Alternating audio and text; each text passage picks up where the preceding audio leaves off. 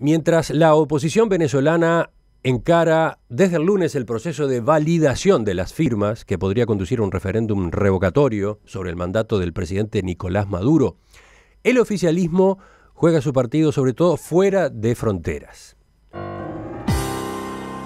Mañana, el secretario general de la OEA, Luis Almagro, presentará oficialmente ante el Consejo Permanente el informe que ya hizo público el 31 de mayo cuando invocó en relación a Venezuela la Carta Democrática Interamericana, un mecanismo previsto para atender casos de alteración del orden constitucional de los países miembros. Desde Caracas, este lunes, se pidió la suspensión de la reunión y la canciller Delcy Rodríguez reclamó lisa y llanamente la renuncia de Almagro. Por estas horas, Montevideo palpita con mayor intensidad que de costumbre ese escenario de confrontación política que está planteado en torno a Venezuela. ¿Por qué digo esto? Porque una delegación de legisladores de la Asamblea Nacional de Venezuela ha estado participando en las sesiones del Parlasur, acá en suelo uruguayo. Entre esos parlamentarios se encuentra el sociólogo Elías Jagua, ex vicepresidente, ex canciller y actual diputado, a quien recibimos esta mañana en nuestros estudios. Diputado Elías Jagua, buen día, gracias por acompañarnos. Buenos días, Emiliano, gracias a ti por permitirnos conversar contigo y con tu audiencia sobre temas, que los uruguayos se extrañarán porque tanto tienen que debatir y escuchar de Venezuela, ¿no? Y bueno, para empezar, porque somos socios en el Mercosur, ¿no? Hay una relación que viene por ese lado y que correcto, hace que Venezuela sea de los países cercanos, ¿no? Así es. No, lo decimos en el sentido de que a veces los temas de Venezuela se convierten en temas nacionales en muchos países, ¿no? Cosa que para un ciudadano común debe ser extraño, porque se habla tanto de ese país en mi país, ¿no? Pero en todo caso, valoramos mucho las buenas preocupaciones sobre nuestro país y sobre nuestro pueblo. Bueno, ciertamente tú presentabas el panorama. Pero antes una precisión. Usted es una de las figuras más importantes que tiene el chavismo. En realidad, incluso es extraño entrevistarlo en su calidad de diputado, ¿no? Porque durante más de una década fue hombre de gobierno, ministro de varias carteras, en particular canciller, vicepresidente de la República Bolivariana de Venezuela. ¿Cómo se lleva con esta otra responsabilidad, la legislativa? Bueno, aprendiendo, ¿no? Yo siempre quise ser diputado y la vida nunca me permitió hasta ahora ser diputado en Venezuela y lo soy ahora, diputado de una bancada minoritaria, ¿no? En Venezuela. Y ese tema yo quiero señalarlo, ¿no? En Venezuela no hay una alteración del orden constitucional. La mejor muestra es que hubo unas elecciones, ganó la oposición venezolana, obtuvo una mayoría de diputados, se instaló la Asamblea Nacional, esa Asamblea Nacional funciona, ¿no? Y ha entrado en conflicto con otros poderes, con el poder ejecutivo, con el poder judicial, pero en ningún caso ninguno de esos poderes ni está anulado, ni está inhabilitado, estaban en perfecto funcionamiento en el marco de la vigencia de la Constitución de la República Bolivariana de Venezuela. Eso es un claro indicador de que en Venezuela no hay ni alteración de orden constitucional, ni ruptura de orden constitucional para que sea discutida la aplicación de la Carta Interamericana como ha presentado el secretario Almagro. El artículo 20 de la Carta Interamericana dice: cuando en un Estado miembro se produzca una alteración del orden constitucional que afecte gravemente su orden democrático, cualquier Estado miembro o el secretario general podrá solicitar la convocatoria inmediata del Consejo Permanente para realizar una apreciación colectiva de la situación y adoptar las decisiones que estime conveniente. Ese es el texto del artículo 20. Me da la impresión de que usted con este comentario que hacía recién estaba como adelantándose a la discusión a propósito de la pertinencia de este debate. Es correcto. En Venezuela no hay motivos para la aplicación del artículo 20, porque no hay una alteración del orden democrático. Alteración del orden democrático, ruptura democrática ocurrió en Venezuela el 12 de abril, cuando en la cúpula militar obligó hizo prisionero ilegalmente al presidente de la República, se instaló un gobierno presidido por el representante de los empresarios de Venezuela, se autojuramentó, disolvió la Constitución, disolvió todos los poderes públicos. Allí hubo una ruptura del orden constitucional, ¿no? En Venezuela no, en Venezuela en este momento hay pleno funcionamiento de los poderes públicos, de los 5 poderes públicos que hay en Venezuela, ¿no? Hay una constitución vigente y hay sin duda alguna un conflicto político, un conflicto institucional y una situación económica compleja, complicada, ¿no? Pero eso puede pasar en cualquier país del mundo en determinados momentos de su historia, y eso no implica de que haya una ruptura del orden constitucional. Por eso es absolutamente sin ningún tipo de argumentos sustentables la solicitud que ha hecho el secretario Almagro de discutir la aplicación de la Carta Interamericana sobre Venezuela. Y entonces, ¿cómo están plantados frente a este debate que va a darse mañana en Washington? Bueno, en primer lugar, lo que la canciller ha fijado, la posición respecto a que la reunión no tiene sentido, porque el supuesto del artículo 20 no está presente en Venezuela. No hay alteración del orden constitucional ni ruptura del orden democrático en Venezuela. Por lo tanto, mal se puede discutir sobre un supuesto que no existe. Y luego, si se diera la reunión, bueno, vamos con todos nuestros argumentos a rebatir un informe, además muy superfluo. No sé si usted pudo revisar el informe, está basado en, las fuentes son twitters de la oposición venezolana, encuestas de sectores interesados en Venezuela, no hay ninguna referencia a un informe de algún organismo multilateral, ni de un organismo nacional, sino simplemente recopilaciones de artículos de prensa, de twitters, de redes sociales. Así no se puede llevar a un país a ser sometido a la intervención. Almagro entiende que sí hay una alteración del orden constitucional y, por ejemplo, lo plantea en estos términos. El gobierno utiliza el poder público para interrumpir la libre asociación y las actividades de grupos opositores y de medios de comunicación. Se da una violación de los frenos y contrapesos propios de la separación e independencia de los poderes del Estado. El Poder Ejecutivo recurre al nombramiento arbitrario de miembros del Poder Judicial con el fin de validar las acciones inconstitucionales de sus benefactores. El gobierno hace un uso injustificado de los estados de emergencia.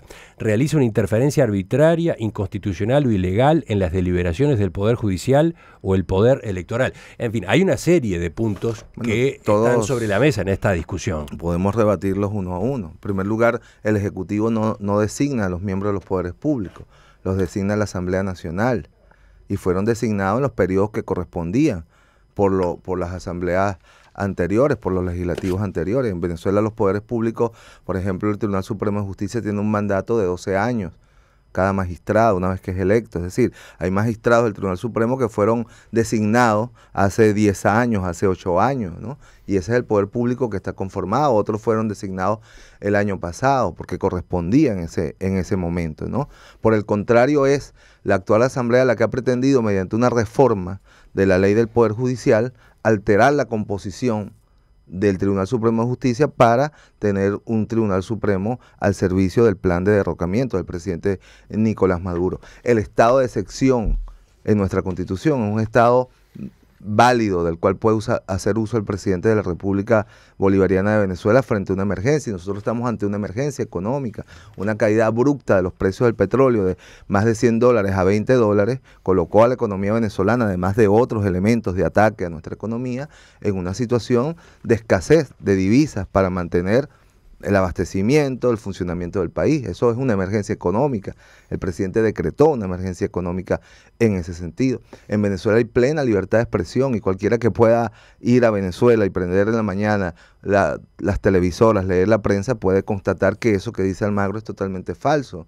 En Venezuela hay libertad de asociación política, sino cómo es posible que la Asamblea Nacional sea de mayoría opositora y hayan participado en unas elecciones hace 6 meses donde ganaron, en elecciones libres, transparentes, con el mismo sistema electoral que nosotros hemos ganado anteriormente, ¿no? Sistema que cuando gana la revolución se le acusa de fraudulento, pero cuando gana la oposición nadie cuestiona ese sistema. Entonces es un doble rasero. Lo que quiero decir que todos esos elementos que esgrime el secretario Almagro son absolutamente rebatibles, ¿no? Con una mínima verificación de cualquier ciudadano desprevenido que vaya a Venezuela. Hablemos, por ejemplo, de las libertades. Dice Almagro en su informe que el gobierno ha cerrado los canales de diálogo, ha criminalizado las protestas y ha encarcelado a opositores. Para Almagro, esas son prácticas propias de un Estado opresor. Agrega además que estas personas están presas en la conciencia del gobierno venezolano. ¿Qué dice usted sobre este punto? Mira, en primer lugar, sobre el tema del diálogo, ¿no? Es insólito, de verdad. Del diálogo me gustaría que habláramos aparte, dentro de unos minutos. No, pero solo quiero hacer un elemento, porque el presidente Nicolás Maduro es el que ha convocado el diálogo desde el primer día de su mandato, cuando fue desconocido de manera violenta en las calles por el candidato perdedor Enrique Capriles Radonqui. El propio señor Almagro fue miembro de una comisión para facilitar el diálogo convocado por el presidente Nicolás Maduro.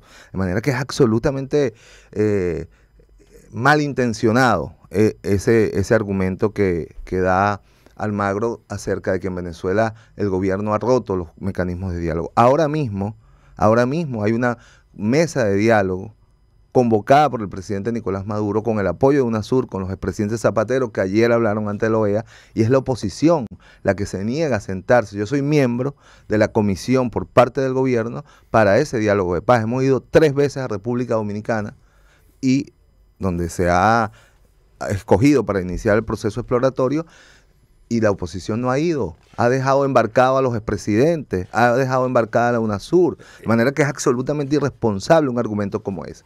Ahora hablamos del diálogo, pero le pregunto a propósito de los presos que Almagro sostiene son presos políticos. Mira, un preso político es aquel que está privado de su libertad o preso, pues propiamente dicho, por expresar sus ideas, ¿no? En Venezuela no hay nadie que esté preso por expresar sus ideas. En Venezuela hay dirigentes que han asumido la lucha política no solo en el ámbito de lo legal, sino que han creado estructuras paramilitares para la violencia terrorista. En el 2014, todo el semestre, Venezuela fue sometida a una violencia terrorista, al uso de artefactos explosivos, al ajusticiamiento de 9 policías y militares que fueron ajusticiados por francotiradores, a la destrucción de la propiedad pública y privada, ¿no? Al asesinato de ciudadanos en la calle mediante la colocación de obstáculos, de guayas, cuerdas de acero, con lo cual se degollaron varios motorizados, trabajadores, un saldo de 43 víctimas. Los convocantes a esos hechos de violencia que fueron públicos y notorios, las convocatorias, ¿no?, fueron colocados a la orden de tribunales de la República, imputados por la Fiscalía General de la República y están detenidos por instigar a la violencia, por promoción de la violencia, por planificación de la violencia, por ejecución de la violencia, por homicidios en el marco del ejercicio de la violencia. Esos son los presos que hay en Venezuela. ¿Son dirigentes políticos? Algunos de ellos sí, otros no, otros son delincuentes contratados, otros son expolicías de los viejos cuerpos represivos de los gobiernos anteriores que tienen un historial de violación de derechos humanos, de tortura, de represión. Son los que están procesados por la justicia, algunos sentenciados. Dice Almagro, además de su preocupación por la forma como se trata a los dirigentes de la oposición más en general, por ejemplo, por el hecho de llamar vendepatria a varios de ellos, eso es un descontrol. Al ser un representante del Estado, estas manifestaciones son actos de intimidación, porque cuando un ciudadano pasa a ser presidente, no habla a título personal, sino como jefe de un poder que tiene a su cargo las Fuerzas Armadas y los órganos de inteligencia y policiales de la nación. Acusar a personas que no coinciden con un tipo determinado de régimen y equipararlos con traidores a la patria o a la revolución chavista es, en su esencia, como diría Noam Chomsky, uno de los mecanismos más comunes en regímenes totalitarios, advierte Almagro. Mira, en primer lugar, en Venezuela el debate político es álgido. Nosotros somos caribes, ¿no? Y eso habría que contrastarlo con las expresiones del presidente de la Asamblea Nacional, por ejemplo, que asumiendo la presidencia dijo: mi objetivo y el objetivo de esta mayoría es la salida del presidente de la República en 6 meses. Habría usted que observar el debate en la Asamblea Nacional respecto de todos modos, la posibilidad de la salida del presidente de la República en 6 meses está prevista en la Constitución. Es un mecanismo que existe. Pero no es una competencia de la Asamblea Nacional. Es una opción que tienen los ciudadanos, como efectivamente lo están activados. En Venezuela no hay posibilidad de estos golpes parlamentarios, porque en Venezuela quien quita y quien pone presidente es el pueblo. no acuerdos parlamentarios ni arreglos de grupos corporativos en el seno de los parlamentos, como lamentablemente hemos visto en nuestro continente en los últimos años y recientemente en países hermanos, ¿no? Ahora, hay un debate político. Los presidentes de la República de Venezuela participan activamente del debate político, ¿no? En un ambiente altamente polarizado. Y los voceros de la oposición también esgrimen. Yo quisiera que usted viera el debate en la Asamblea Nacional. Los vamos a perseguir, los vamos a exterminar, ¿no? No sé dónde se van a meter después que los derroquemos. Hasta debajo de las piedras los vamos a buscar. Y nosotros no nos amilanamos por eso. Entendemos que es parte del debate político en Venezuela. Claro, es una manera discursiva con la cual en Venezuela y en algunos países, bueno, se da la confrontación política, pero más en escenarios polarizados. Pero fíjate, además... Es mucho más crítico cuando ese tipo de actitudes se tiene desde el lado del Poder Ejecutivo, que, como destaca Almagro, tiene el control, por ejemplo, de las Fuerzas Armadas, de los órganos de inteligencia, de la policía de la nación. Bueno, pero lo cierto es que en Venezuela no ha habido, los únicos que practicaron... La pregunta es cómo condiciona eso. Aparentemente condiciona de manera clara la capacidad de asociación, de movilización, de manifestación. No la condiciona para nada. En Venezuela todos los días hay movilizaciones populares, hay protestas sociales, hay protestas políticas. Ahora, el presidente de la República tiene derecho a emitir una opinión como cualquiera acerca de un ciudadano que va a Washington a recibir financiamiento del gobierno de los Estados Unidos para organizar protestas o organizaciones, etcétera, ustedes tienen dirigentes políticos, pruebas de que fue a Estados Unidos a buscar financiamiento. Claro que lo hemos mostrado en 1000 oportunidades, ¿no? Y por cierto, a nadie con méritos, con pruebas para ser procesados por eso, porque es un delito. Nadie ha sido procesado por ir a Estados Unidos o recibir financiamiento de los Estados Unidos. Nosotros solamente hemos procesado, la justicia venezolana, a quienes han promovido, incurrido en la violencia, que ha ocasionado muertos, que ha ocasionado destrucción, que ha ocasionado dolor. Cualquier Estado tiene el deber, no solo el derecho, el deber de hacerlo. Los Estados están para garantizar la paz, la tranquilidad. Un Estado no puede permanecer de manera pasiva frente al incendio de una ciudad, frente a la acción de francotiradores contra ciudadanos civiles o contra funcionarios militares. Un Estado no puede permitir eso. Al gobierno venezolano se lo acusa de ser pasivo ante grupos parapoliciales o paramilitares que también ejercen la violencia en las manifestaciones, ¿no? Los que se mueven en motos, por ejemplo, ¿no? Bueno, en Venezuela hay miles de motorizados. Exacto, pero en particular hay una parte de estos grupos que se mueven en motos contra la oposición, digamos, ¿no? Le voy a decir lo grave que es la satanización, ¿no? Usted ha señalado algo, se mueven en moto. Eso fue la causa por la cual se colocaron guayas en distintas partes de las ciudades donde un motorizado, un hombre trabajador, que no pertenecía a ninguna facción política, iba a su casa y fue degollado por una de estas huellas. Y varios estuvieron a punto, sufrieron heridas graves, porque se construye una matriz sobre sectores sociales, por ejemplo, los motorizados, que son bandas armadas del gobierno. No, los motorizados son trabajadores, mensajeros, etcétera, que la gran mayoría de ellos son afectos a la revolución, sí es verdad, porque es la gente humilde, la gente que siempre fue atropellada, la gente que hasta se le negaba el libre tránsito por las autopistas del país. Esos son los motorizados. Entonces se ha satanizado un sector social. Pero aquí los únicos que pasa es que existe una larga historia de regímenes autoritarios que prohijan, apoyan por debajo de la mesa a grupos irregulares que se dedican a enfrentar por la violencia a la oposición. Los grupos irregulares los tiene la oposición. Voluntad Popular, por ejemplo, es un partido político militar con una estructura militar entrenada en Colombia, lo hemos demostrado.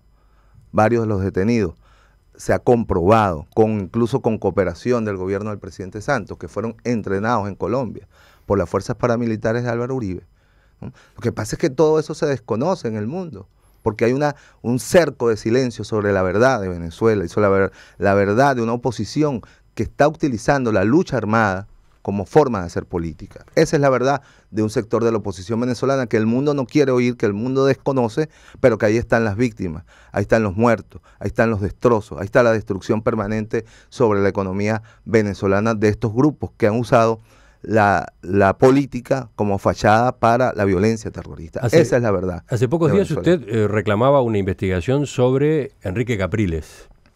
el gobernador de Miranda y líder de la oposición. Usted lo acusaba de instigar a la violencia. Hay que entender que usted pretende que Capriles también sea encarcelado, igual que lo que ocurrió con Leopoldo López. Bueno, en primer lugar, Capriles es uno de los líderes de la oposición, ¿no? Digo, porque si yo digo que es líder de la oposición, está bien, uno de los líderes. Entramos en podemos generar más contradicciones en el seno de la oposición venezolana. Mira, yo no lo solicité, lo solicitó el Consejo Legislativo del Estado Miranda, el Parlamento Regional. El gobernador es una autoridad que constitucionalmente está obligado a garantizar la paz, ¿no? Y el orden público dentro de su territorio y dentro de la República. Fue claro las imágenes del gobernador Enrique Capriles Radonqui enfrentando él personalmente a funcionarios de la Guardia Nacional y de la Policía Nacional que protegían al Consejo Nacional Electoral, ¿no? Y con un conjunto de muchachos de 18, de 20 años, vimos a un gobernador del estado corriendo a enfrentar a la Guardia Nacional, ¿no? Y en el momento en que él enfrentaba a la Guardia Nacional, llovieron también objetos contundentes sobre los efectivos de la Guardia Nacional. ¿Usted cree que en cualquier país del mundo un gobernador, que es debería ser todo lo contrario, garantizar la paz, la tranquilidad, pueda promover impunemente la violencia, el enfrentamiento de cuerpos policiales contra cuerpos policiales, porque iba rodeado de la policía estatal, de sus escoltas de la policía estatal? Es una verdadera violación a la Constitución. ¿Qué hace el órgano legislativo de ese estado? Se queda tranquilo. ¿Se puede permitir impunemente a alguien en el mundo promover la violencia usando su investidura como autoridad? No, en Venezuela hay un estado, hay unas leyes, hay una Constitución, hay un pueblo que quiere vivir en paz y que nadie puede estar más allá del bien o el mal o de la justicia. Pero para usted, ¿no? Entonces Capriles debería estar preso también. Mira, ¿Otro dirigente opositor preso? Yo no soy partidario de la judicialización de la política, nosotros no lo somos, pero la justicia tiene que actuar. Si un gobernador se rebela contra un gobierno constitucional, pongamos el ejemplo de algún intendente del Uruguay que se rebele contra el gobierno central, que enfrenta a los cuerpos de seguridad, el ejército, etcétera, no estaría obligado a actuar la justicia uruguaya al respecto. Simplemente el Consejo Legislativo ha pedido que se averigüe, ¿no? Nosotros no queremos encarcelar, lo que queremos es que un gobernador respete la Constitución. Esta semana la crisis política y social que atraviesa Venezuela, que además tiene componentes económicos, entró de lleno en la OEA en 2 sesiones especiales del Consejo Permanente. Sobre este cuadro y sobre las instancias que se vienen, sobre lo que está por definirse, charlamos en estos minutos en perspectiva con Elías Jagua, sociólogo, hoy diputado de la Asamblea Nacional, electo por el estado de Miranda, pero antes canciller, antes vicepresidente de la República Bolivariana de Venezuela.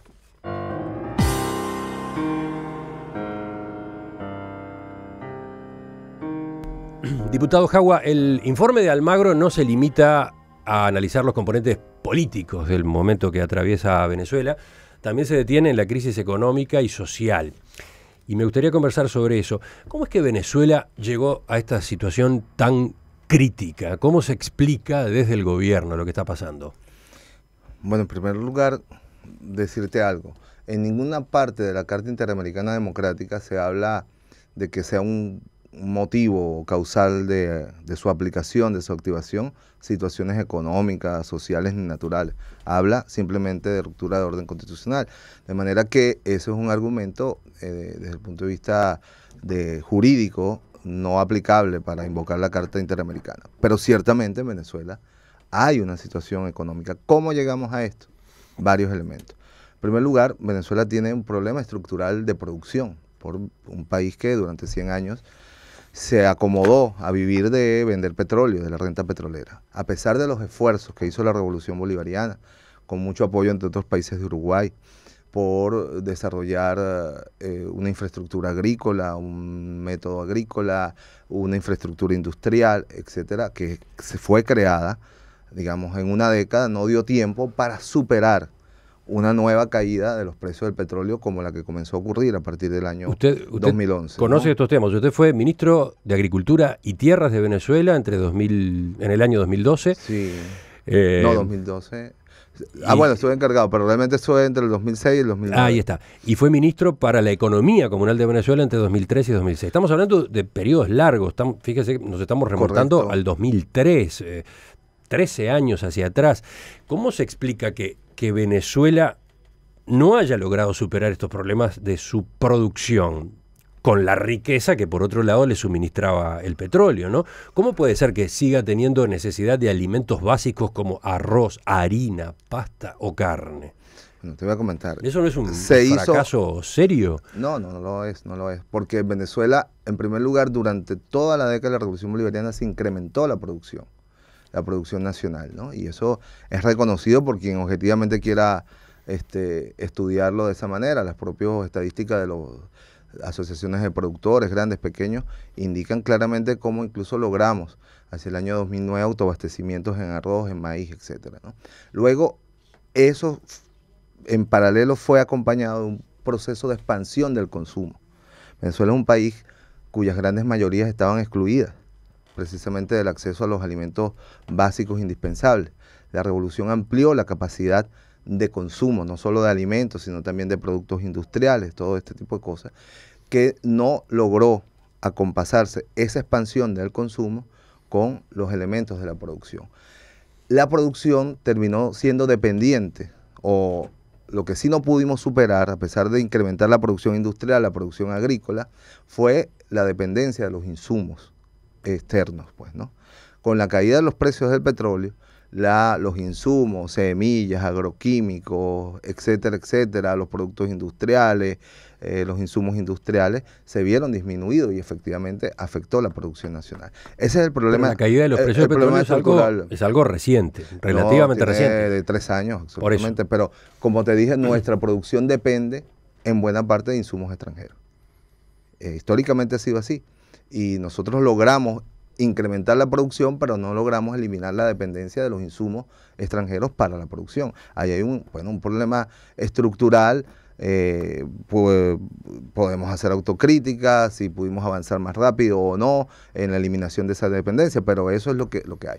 Pero acompasado a esa realidad y a esos problemas estructurales, coyunturales, errores o ineficiencias que se pudieron cometer para no avanzar más rápido, estamos hablando también de una estrategia, de una política de contrabando de extracción de los bienes y productos hacia Colombia de manera masiva, que obligaron al cierre de la frontera, y con ello logramos contener ese desangramiento de los productos básicos de los venezolanos hacia Colombia, y también una burbuja cambiaria hecha desde una plataforma digital en los Estados Unidos con apoyo y validación del Banco República de Colombia, que nos fijó una tasa paralela del tipo de cambio, con lo cual se distorsionaron todos los valores de la economía. Entonces, hay problemas estructurales, hay errores cometidos y hay también un ataque a nuestra economía. Eso nos llevó, bueno, a la situación en la cual el abastecimiento es complicado, pero en ningún caso en Venezuela se puede hablar ni de hambruna,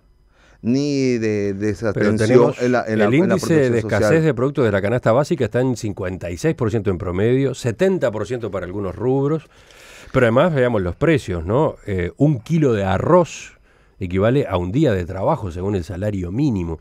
¿Cómo puede entenderse? No pudiera yo afirmarlo. ¿Qué ¿Cómo fuente es esa? Es la información que justamente ha estado circulando a partir del informe de Almagro. Bueno, imagínense. O sea, el informe de Almagro está hecho en base a Twitter Pero mi pregunta es, ciertamente hay un problema de inflación. ¿No es el propio gobierno quien controla hoy la cadena de distribución? No. El gobierno apenas tiene un 30% de la distribución de los alimentos a través de sistemas subsidiados, que son Mercal, Pedeval, el sistema de protección social de la Unión, pero la distribución de los alimentos en Venezuela es privado. Eso es absolutamente otra parte de la matriz. En Venezuela hay 50.000 empresas, solo 250 son estatales, ¿no? En Venezuela hay 30 millones de hectáreas, solo 1,5 millones fueron rescatadas por la revolución para ser redistribuidas entre campesinos indígenas que habían sido expropiados por los terratenientes. De manera que no es cierto que el Estado venezolano copa toda la economía. En Venezuela hay un sector privado que es hegemónico en la distribución. Una sola empresa, la Polar, controla el 50% de la distribución de los alimentos en Venezuela. Un monopolio, ¿no? Un monopolio. absolutamente. Entonces, se quiere hacer ver que en Venezuela fueron las estatizaciones, las nacionalizaciones las que han ocasionado esta situación, y es lo contrario. El sector privado en Venezuela creció. ¿Tú sabes por qué creció? Producto de la expansión del consumo. Que el pueblo venezolano por fin pudo tener acceso a los alimentos, a los bienes básicos, a los productos de higiene, a comprarse un carro, etcétera, y un sector productivo incapaz, rentístico, no pudo desarrollarse al nivel que tenía que desarrollarse en una sociedad en expansión. Hay una realidad dramática en la atención médica, ¿no? Tanto en cuanto a el acceso a medicamentos como a otros insumos que se precisan en los sanatorios y en los hospitales. Correcto, pero en Venezuela no se ha dejado de prestar el servicio médico, ¿no?, en todos los barrios. Venezuela es el único país que tiene un sistema primario de atención con el apoyo y cooperación del gobierno de Cuba. En todos los barrios, los sectores populares hay un médico. Y ha habido problemas también con la distribución de medicina. Pero Venezuela es el que mantiene, por ejemplo, déjeme decir, aún en medio de esta situación, Venezuela mantiene un programa de distribución gratuita de medicamentos a través de todos esos consultorios y de los medicamentos que se llaman de alto costo para enfermedades como VIH, etcétera, etcétera, que se ha afectado ciertamente la regularidad producto de la situación económica, es cierto, pero la protección social y a la salud, en Venezuela hay un sistema de salud público que funciona todos los días. Todos los días el pueblo puede acceder a un médico en Venezuela. Teniendo en cuenta estos problemas que veníamos analizando, la escasez de alimentos, las dificultades con el funcionamiento del sistema de salud, incluso para obtener determinados medicamentos, ¿Venezuela no debería dejar entrar ayuda humanitaria para atender a las situaciones más acuciantes, como está planteando, por ejemplo, Almagro? La ayuda humanitaria forma parte la llamada ayuda humanitaria y crisis humanitaria forma parte de una estrategia de presentar a Venezuela como un Estado caotizado, como una sociedad caotizada. Nosotros lo que le pedimos a quien quiera ayudar en ese sentido, que los países que quieran ayudar faciliten líneas de crédito a las empresas transnacionales que proveen medicamentos y contraten con el gobierno venezolano, que es un gobierno digno, un pueblo digno, que no se va a prestar a un shot lastimero cuando no se corresponde con la realidad venezolana. Venezuela tiene recursos para comprar sus medicinas y se le libera el bloqueo financiero y económico al que ha sido sometida, ¿no? De manera que nosotros no estamos pidiendo limosna en el mundo, nosotros lo que estamos pidiendo es que se nos permita acceder a líneas de crédito para comprar los alimentos y los medicamentos, que cese el bloqueo financiero contra Venezuela. Y precisamente estrategias como la de Almagro, de presentarnos como un Estado fallido, son las que hacen que a Venezuela se le cierre la posibilidad de líneas de financiamiento en el Estado. Bueno, Uruguay ha tenido problemas para cobrarle a Venezuela exportaciones. Parecería que ahí hay hechos claros, concretos. Problemas puntuales, ¿no? Nosotros podemos hacer una revisión de la relación comercial y de lo positivo que ha sido el mercado venezolano para la industria agrícola e industrial del Uruguay, ¿no? Yo creo que una circunstancia, un momento determinado no puede bordar una relación. No digo que seria, borre el pasado, pero lo que estoy mencionando es que es un hecho concreto y palpable. Una relación seria, una relación estable, una relación de respeto que ha habido entre el pueblo uruguayo y el pueblo venezolano. No, pero a lo que iba es que es un ejemplo, esto que ha pasado en la relación con Uruguay es un ejemplo de que Venezuela tiene efectivamente serios problemas para cumplir con sus compromisos. Por ejemplo, entonces son problemas puntuales. Nosotros hemos honrado... Es un país al que no va a ser sencillo que se le preste dinero o que se le preste a tasas razonables, ¿no? Nosotros hemos honrado todos los compromisos que tenemos. Puede ser que en algún momento determinado haya habido un retraso, pero aquí ciertamente en los últimos 6, 7 años ha habido una relación seria con todas las empresas uruguayas, ¿no? Que buenos negocios hicieron en Venezuela, negocios transparentes, negocios de ampliación de su mercado, ¿no? Y que en una circunstancia difícil no puede pues bordar ni convertirse en un pretexto para descalificar a un país y a un Estado como el Estado venezolano. Para ir completando esta conversación y volviendo al informe Almagro y a las declaraciones que él ha hecho en torno al informe, al secretario general de la OEA le preocupa que el proceso de diálogo que auspicia la UNASUR y que el gobierno de Venezuela acoge, ese diálogo o ese intento de diálogo que tiene a 3 expresidentes al frente, uno de ellos José Luis Rodríguez Zapatero, no se convierta en un mecanismo para ganar tiempo mientras se vence el plazo para convocar al referéndum revocatorio este año. ¿Ustedes realmente creen que ese diálogo es un mecanismo eficaz para apaciguar las aguas en Venezuela? Es necesario, en el pasado se ha demostrado. Nosotros logramos un nivel de... En Venezuela hay dos proyectos antagónicos. El proyecto neocolonial de subordinación a la geopolítica norteamericana, ¿no?, de privatización de nuestros activos, de disminución de la protección social, de una sociedad, de la restauración de una sociedad absolutamente desigual en la distribución del ingreso como era Venezuela antes de la llegada de la revolución, el país de mayor desigualdad en el ingreso. Hoy somos el país con menor desigualdad en el ingreso nacional. Y el proyecto nacional independiente de construcción de una sociedad de amplia participación, de igualdad, que es el proyecto de la Revolución Bolivariana, de restitución al pueblo de sus derechos, de sus tierras que le fueron arrebatadas, ¿no?, de su posibilidad de decidir permanentemente, no solo cada 5 años en unas elecciones, sino de gobernar, de autogobernarse, de cogestionar, ¿no? Esos son los dos proyectos que se debaten en Venezuela.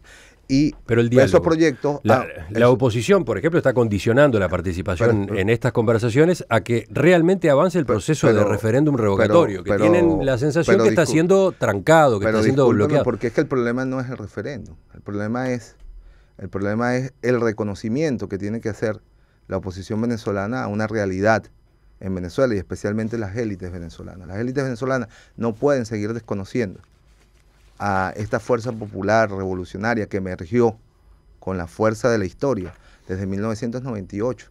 Mire, no importa si nosotros ganamos con el 63% o perdemos.